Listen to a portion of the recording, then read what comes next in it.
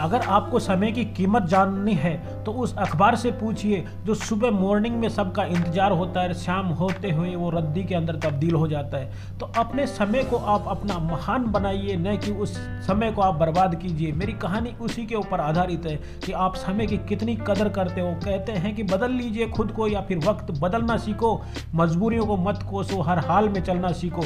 मेरी कहानी है एक ऐसे राज्य की जिसके अंदर राजा तो बनाया जाता था, मगर वो राजा केवल 5 साल के लिए ही शासन करता था। वहाँ उस राज्य का नियम था कि 5 साल बाद में उस राजा को देश के बाहर निकाल दिया जाता था।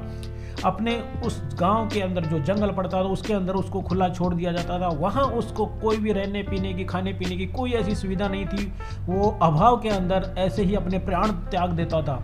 ऐसा होता था, हर 5 साल बाद में राजा चेंज होता और फिर वो 5 साल बाद जंगल में छोड़ा जाता, वहाँ मर जाता था। मगर उसमें हर 5 साल के बाद में राजा को तय निधि के अनुसार फिर राजा बनाया। कोई उस राजा बनने को तैयार नहीं था। तभी एक गांव के अंदर एक बुद्धिमान व्यक्ति रहता था। सभी गांव वालों ने सोचा कि क्यों नहीं इसको राजा बना दे। तो उसको राजा के लिए नियुक्त के लिए उनको आदेश भेजा गया। वो तैयार तो हो गया, मगर उसने शर्त रखी कि पहले मैं उस जगह को देखना चाहता हूँ जहाँ जो भी राजा बने गए और आए ही नहीं। उस जगह को देखने के बाद में उसने मन ही मन सारा विचार, सारी परिकल्पनाएं चालू कर ली और राज्य सिंहासन के ऊपर बैठ गया 5 साल के लिए। मगर पहले वर्ष जैसे ही उसने देखा कि जो राजा को छोड़ने के लिए वहाँ पे जाते थे वो जंगल पड़ता था, पहले उस जंगल को कटवा दिया गया।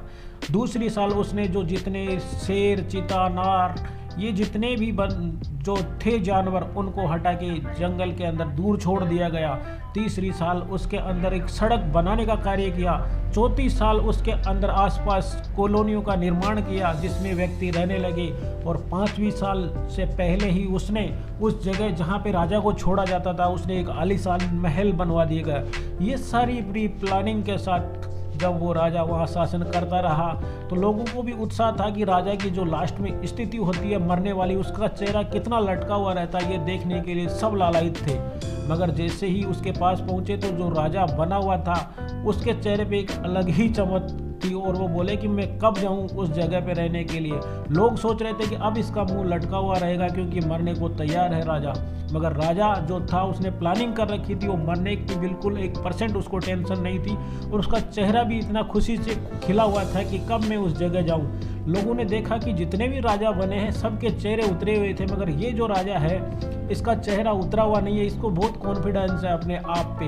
ऐसा ही हुआ क्योंकि वो अपने आप को प्लानिंग के साथ जिया।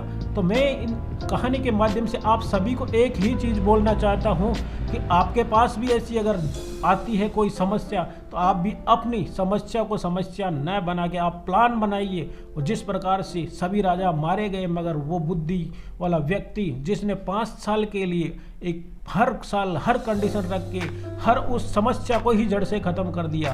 तो इसीलिए कहते हैं कि आप अपने विवेक को काम में लीजिए और समय आपके पास अगर है अभी तो उसको इस्तेमाल करना सीखो, क्योंकि समय गुजरने के बाद में कुछ नहीं बचता, आप खाली हाथ रह जाते हो। तो आप अपने आप को परिपक्व बनाइए और आप भी अपनी बुद्धि को काम में लेते हुए कुछ कर दिखाइए ऐसा कि दुनिया भी करना चाहे आपके जैसा।